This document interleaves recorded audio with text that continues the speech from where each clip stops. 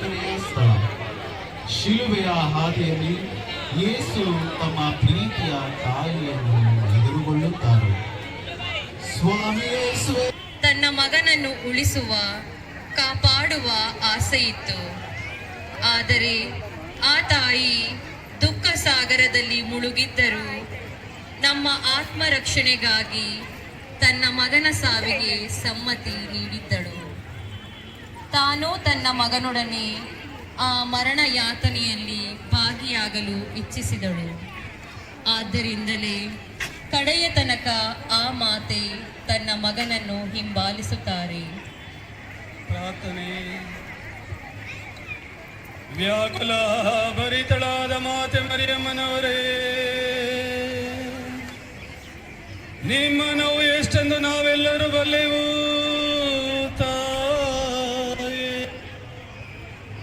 ನಿಮ್ಮ ನೋವಿನಲ್ಲ ನಿಮ್ಮ ಮಗನ ನೋವಿನಲ್ಲೂ ಭಾಗಿಯಾಗಲು, ಆ ನೋವನ್ನು ಹಂಚಿಕೊಳ್ಳಲು ನೀವು ಅವರೊಂದಿಗೆ ಸಾಗಿದ್ದೀರಿ. ಮಾತೆ, ಶಿಲುಬೆ ಎಡೆಯಲ್ಲಿ ಯೇಸು ನರಳುವಾಗ ದೃಢ ಮನಸ್ಸನ್ನು ಪ್ರದರ್ಶಿಸಿದ್ದೀರಿ. ನಿಮ್ಮ ಪ್ರೀತಿ ಅವರೊಂದಿಗೆ ಇದೆ ಎಂಬ ಧೈರ್ಯದಿಂದ ಮುನ್ನಡೆದಿರಿ.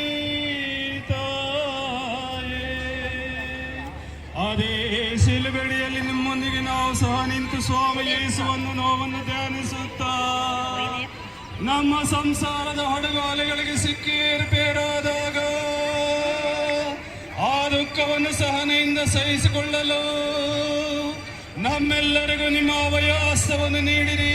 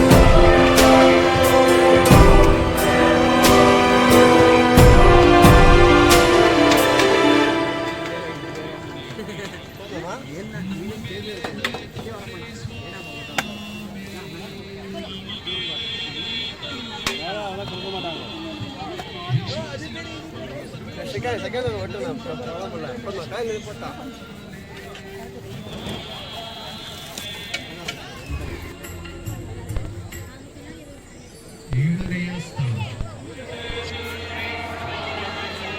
ವಿಶ್ವಾಸಿಗಳ ಆತ್ಮಗಳು ಸರ್ವೇಶ್ವರನ ಕೃಪೆಯಿಂದ ಸಮಾಧಾನದಲ್ಲಿ ವಿಶ್ರಮಿಸಲಿ.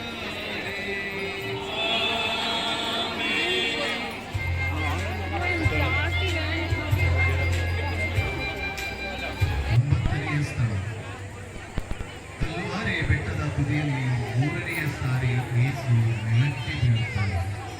ಸ್ವಾಮಿ ಯೇಸುವೆ, ನಿಮ್ಮನ್ನು ಆರಾಧಿಸಿ ನಮಸ್ಕರಿಸಿ ನಿಮಗೆ ಕೃತಜ್ಞತಾ ಸ್ತೋತ್ರವನ್ನು ಮಾಡುತ್ತಿದ್ದೇವೆ.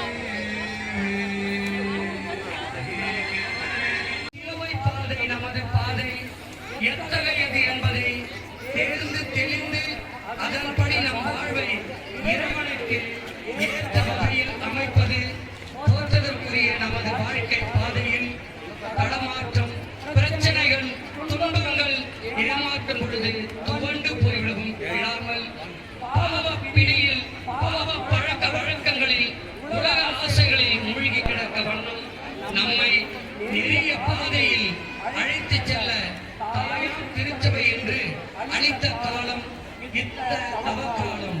இந்த காலத்தில் மட்டும் நமது ஜப தப முயற்சிகளை கடைபிடிப்பதால் பயன் ஒன்றுமில்லை. இயேசுவுக்காக என்றும் உண்மையான சாட்சிகளாக திகழ வேண்டும் என திருச்சபை அழைக்கின்றது. இப்பாதையை சரிப்படுத்தும் கிறிஸ்தவ குலமே. ஆமென்.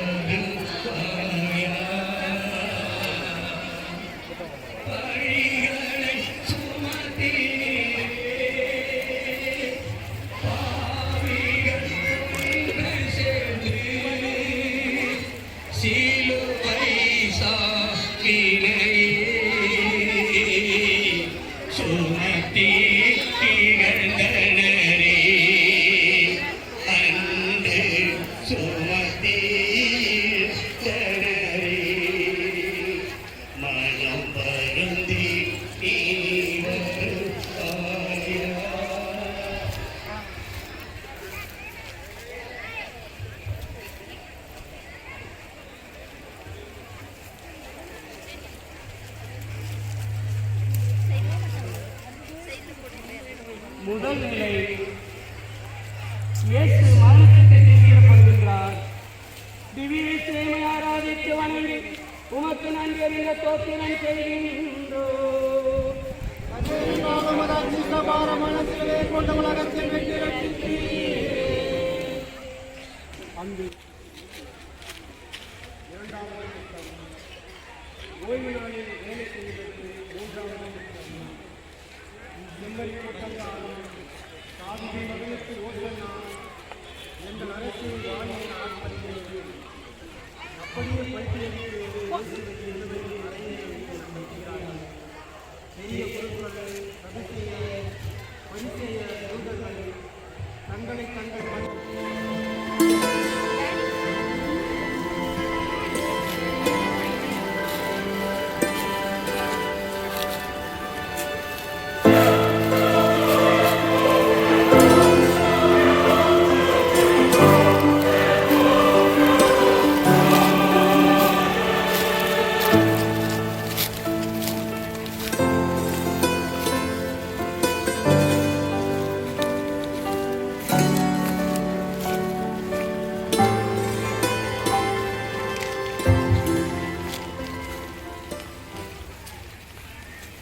இரண்டாம் நிலை, இயேசுவின் தோளிலே பாரமான சிலுவையை சுமத்தப்படுகிறது.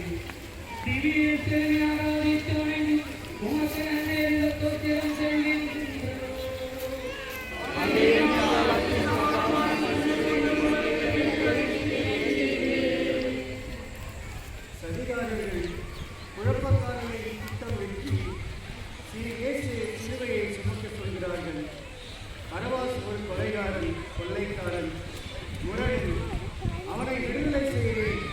பண்பாளன் அன்புடன் கூறினோம் தயாளன் இயேசுவை சிறையில் அறிய மக்கள் கூட்டத்தை கூட்டிவிட்டு வேடிக்கை பார்த்துக் செல்வது அதிகாரத்தின் உண்மைக்கு சாட்சியம் சொல்வதே எனது பணி.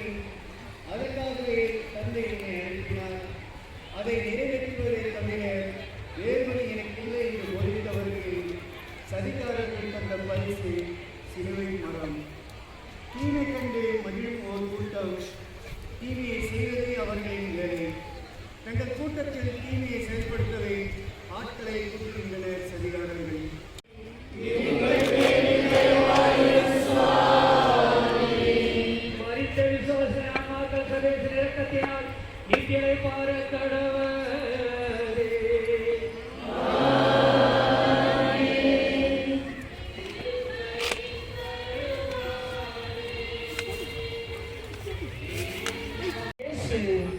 முதல் முறையாக முகக்குப்புற கீழே விடுகின்றார். திவ்யேசுவை ஆராதித்து வணங்கி உமக்கு நன்றி அறிந்த தோத்திரம் செய்கின்றோம்.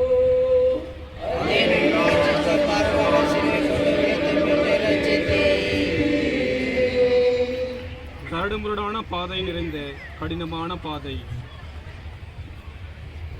நன்றாக ஈட்டி பாய்ந்த மரம் இயேசுவின் தோள்களை அமுக்குகிறது. பாத தடுமாற்றத்தால் சோர்ந்து விடுகின்றார். மனித பலவீனத்தின் பாரம் தாங்காமல் கீழே விடுகிறார். நீதி வழியில் நடக்காமல் அநீதி வழியில் நடப்பவர்கள் ஏராளம். அநீதி முறையில் தங்கள் சொத்துக்களை சேர்ப்போர் ஏராளம். எது கிடைத்தாலும் பணம் பணம் என பேய் போல அடையும் மக்கள் கூட்டம் உண்டு.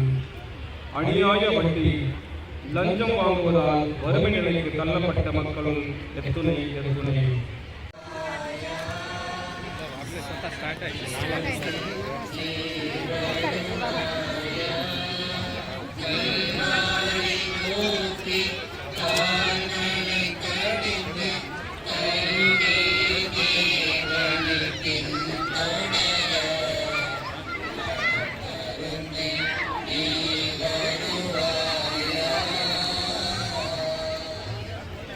நான்காம் நிலை. இயேசு தன் தாய் பரிசுத்த மாதாவை சந்திக்கின்றார். திவ்யேசுவை ஆராதித்து வணங்கி உமக்கு நன்றி அறிந்த தோத்திரம் செய்கின்றோம்.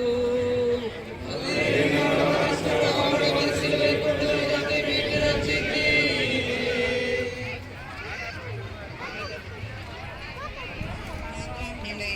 இயேசுவும் தாய் மரியாளும் தன் மகன் கலிலியா, யோர்தான், சமாரியா, தீர், சீதோன் மற்ற பகுதிகளிலும் தன் போதனைகளை திரும்பப்பட்டு செய்தார். சென்ற இடமெல்லாம் இவர் மரியாள் சூசையின் மகன் தானே என்றார்கள்.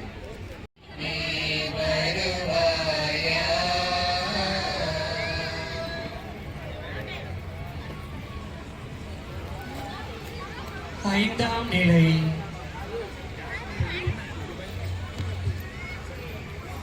இயேசுவின் பார சிலுவையை சுமப்பதற்கு சீரோன் ஆகின்ற சீமோன் உதவி செய்கின்றார்.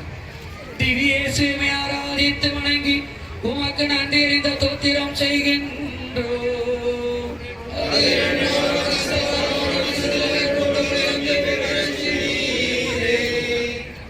சீமோன் உண்மையிலேயே பாக்கியவான். யாருக்கும் கிடைக்காத நல்லதொரு வாய்ப்பு சீமோனுக்கு கிடைத்தது. சீமோன் ஊர் என்ன நடக்கிறது என வேடிக்கை பார்க்க வந்தவர் அதிர்ந்து போய் நிற்கிறார். இயேசுவோ சிலுவையை சுமந்து செல்வது, இது என்ன? யார் செய்த சதி இது? கொலைகளத்திற்கு வெட்ட அழைத்து செல்லப்படும் கட்டாத செம்மறியாட்டை போல வாயென்றும் பேசாமல் மௌனமாக இழுத்து செல்வதை பார்க்கின்றார் சீமோன். உடலெங்கும் காயம், ஒரே இரத்த கசிவு, வேதனை தாங்கியவராய், சாட்டையடிகளை தாங்கியவராய், எல்லாம் நமக்காக, நம் மீது வைத்த நட்பிற்காக சிலுவையை சுமந்து செல்லும் இயேசுவின் துயரத்தை கண்டு புண்ணியத்தை தேடிக்கொண்டான் சீமோன். எங்கள் பேரில் தயவாயிரும் சுவாமி. எங்கள் பேரில் தயவாயிரும் விசுவாசிகள் ஆன்மாக்கள் சர்வேசன் இரக்கத்தினால் நித்தியலை பார கடவுதே.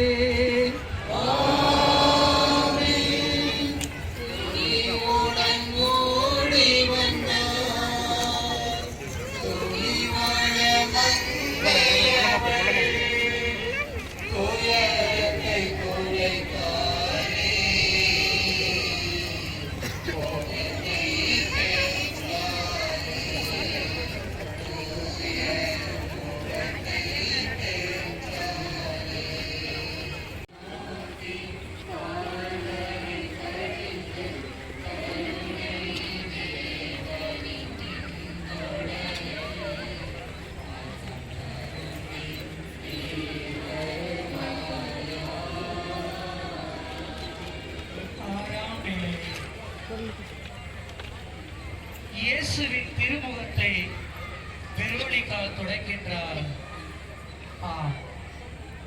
நாம் ஒவ்வொருவரும் மற்றவருடைய கண்ணீரை நாம் துடைக்கின்றோமா என்று நாம் இதோ இந்த வெரோனிகாவை போல நாமும் இருக்கின்றோமா என்று நாம் நினைப்போம். திவ்ய இயேசுவை ஆராதித்து வணங்கி உமக்கு நன்றி அறிந்த ஸ்தோத்திரம் செய்கின்றோம்.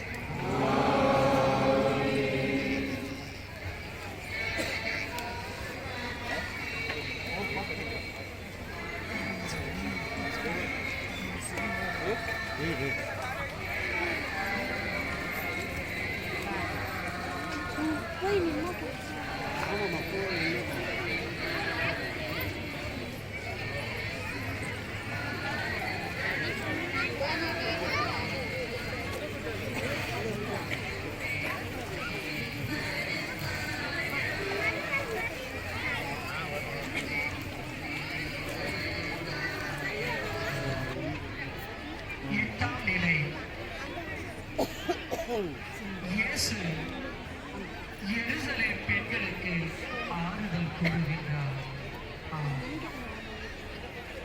எத்தனை குடும்பங்களில் கஷ்டங்கள், துன்பங்கள், வேதனைகள், எத்தனை குடும்பங்களில் நோயினால் பாதிக்கப்பட்டுக் கொண்டிருக்கின்றார்கள்.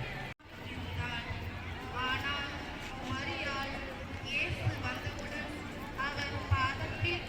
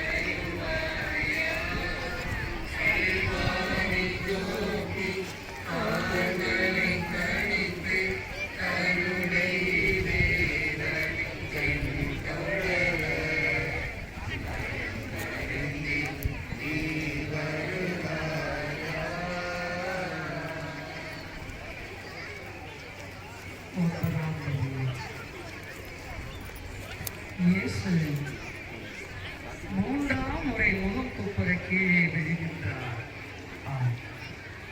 நாம் சிந்திக்க வேண்டும்.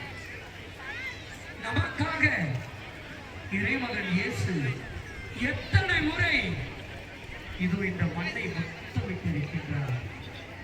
நாம் செய்த பாவங்களுக்காக, நாம் செய்த குற்றம் குறைகளுக்காக, நாம் மற்றவர்களை பழி வாங்கும் எண்ணங்களோடு வாழ்கின்றவர்களாக இருக்கின்றோம்.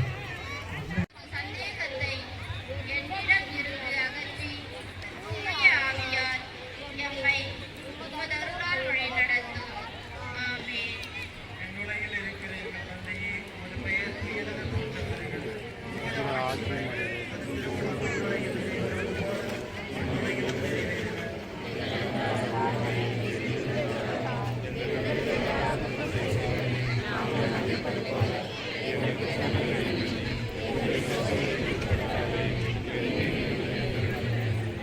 எங்கள் பேரில் தயவாயிரும் சுவாமி.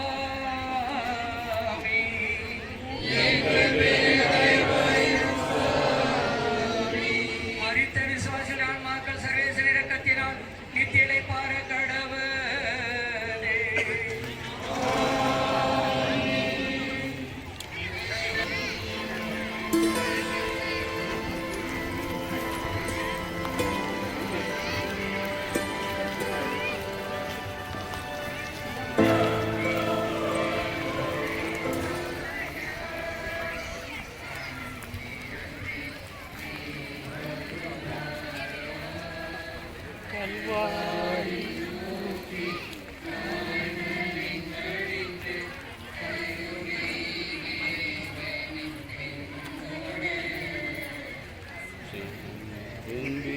நீ வருவாயா?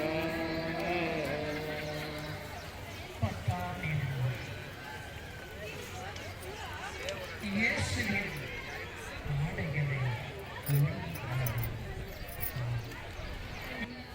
நெருப்பிலிட்டும் காட்டு விலங்குகளுக்காக இரையாக மனிதர்களை போடுவது வழக்கம்.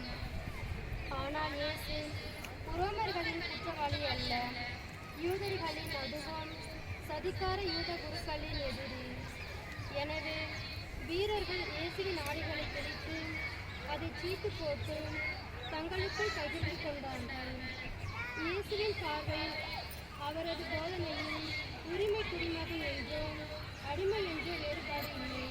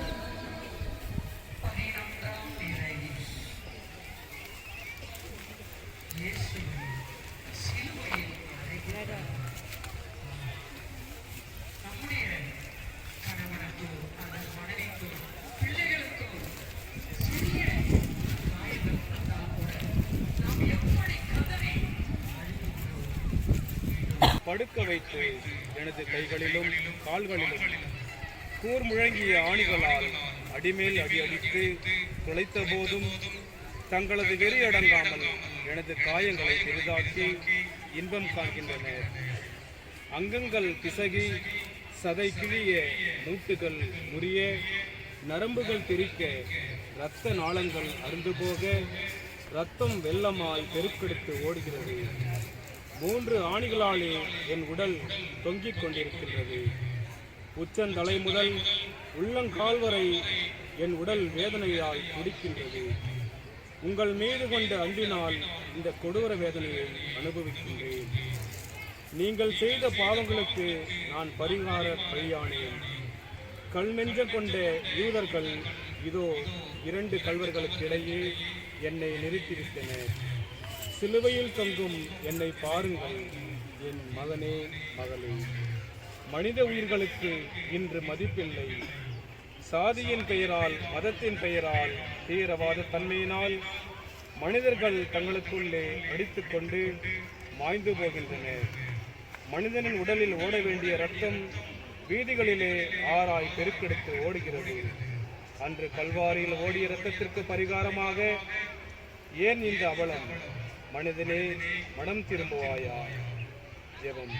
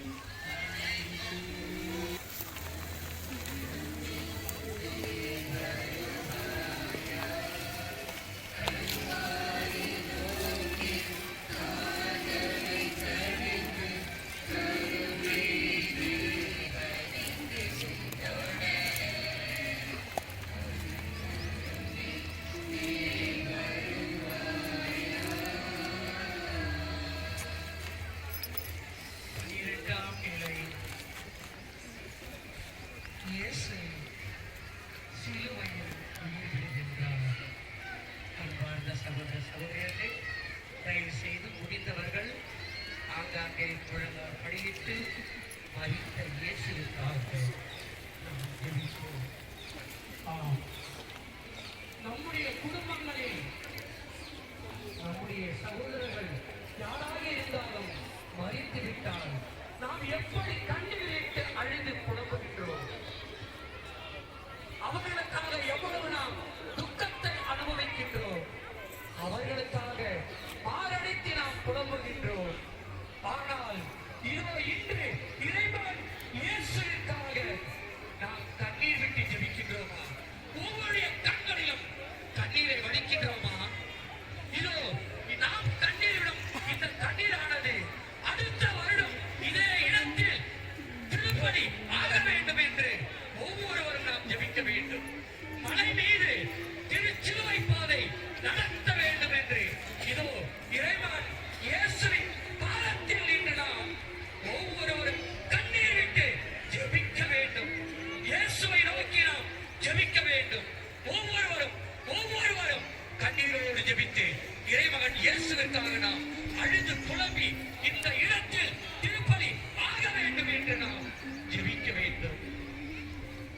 திவ்யேசுவை ஆராதித்து வணங்கி உமக்கு நன்றி இந்த தோத்திரம் செய்கின்றோம்.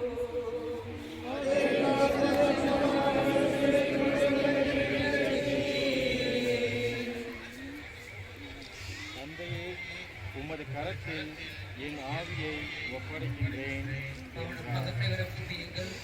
கண்களை முடியவீர்கள். மன்னியும் என்றார். இன்றே என்னோடு வாழ்ந்து இருப்பாய் என நல்ல கல்வனை நோக்கி கூறினார். அம்மா, இதோ உன் மகன் என்று மனுக்குலத்தை தம் தாயிடம் ஒப்படைக்கின்றார். இதோ உன் தாய் என தன் அன்பு சீடருக்கு தன் தாயை ஒப்படைக்கிறார். தாகமாய் இருக்கின்றது என்று உரைத்தார். எல்லாம் முடிந்தது என கூறி தன் ஆவியை விட்டார் இயேசு. அவரது விழாவை ஈட்டியால் குத்திய நூற்றுவர் தலைவன் அவரின் விழாவில் இருந்து இரத்தமும் நீரும் வந்ததைக் கண்டு இவர் உண்மையில் இறைவனிடம் இருந்து வந்தவரே என சாட்சியம் பகிர்ந்தார். ஜெபம். இயேசுவே, அன்பினால் அல்லவா என்னை மீட்டி பகைவரையும் அன்பு செய்ய மக்களுக்கு கட்டளையிட்டீர். தந்தையே, நீர் என்னிடம் ஒப்படைத்தவர்களில் ஒருவர் கூட அழிந்து போகாதவாறு அனைவரையும் காப்பாற்றினேன். உமது நன்மை கணக்கிற்கேற்ப அவர்களை விடுத்தேன் என்றார் இயேசு. எம் பாவத்தின் கணம் என்னவென்று உணர்ந்தவர்களாய் பாவத்தினால் உம்மை மீண்டும் மீண்டுமாக இக்கொடூர சிலுவையில் அறையாமல் உமது அன்பு, அமைதி, பொறுமை, மன்னிப்பு, தியாகம், பரிவு ஆகிய இறையரசின் மதிப்பீடுகளுக்கு உயிர் கொடுக்கவும் சாட்சிகளாக வாழவும் உம் அருளை தாரும். ஆமென்.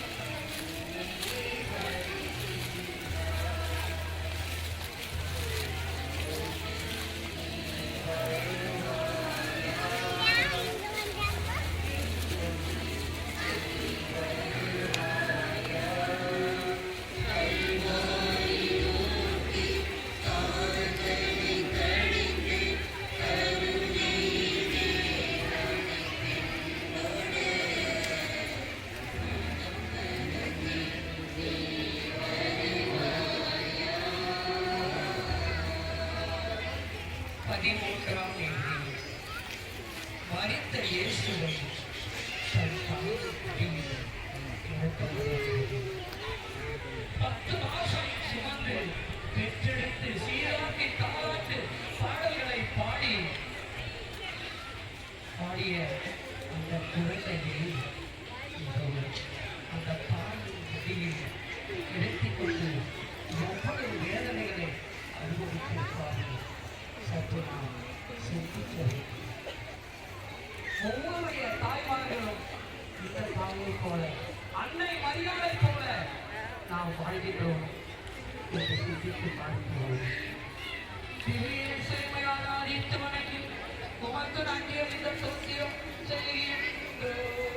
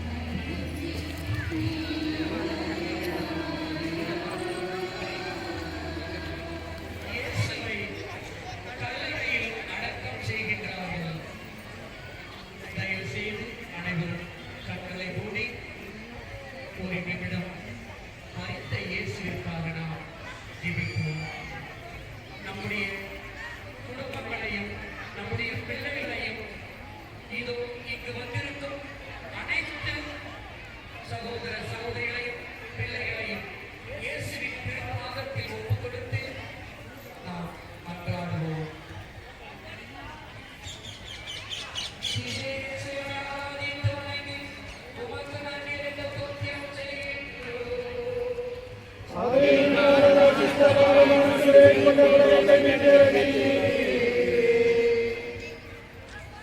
நமக்கெல்லாம்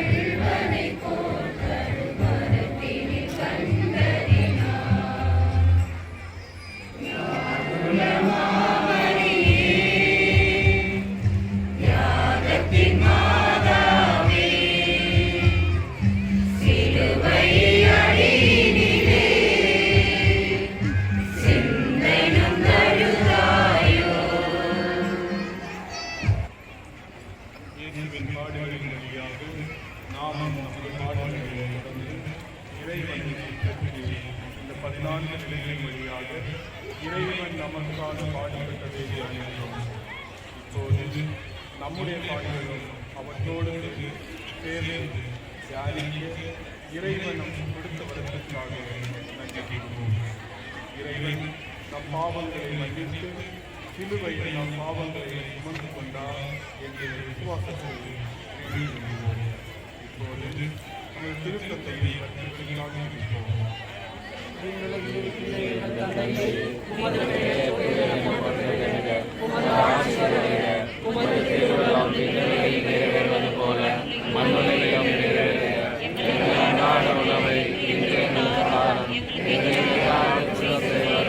நாங்கள் மன்னிப்பது போல எங்கள் குற்றங்களை மன்னியும்.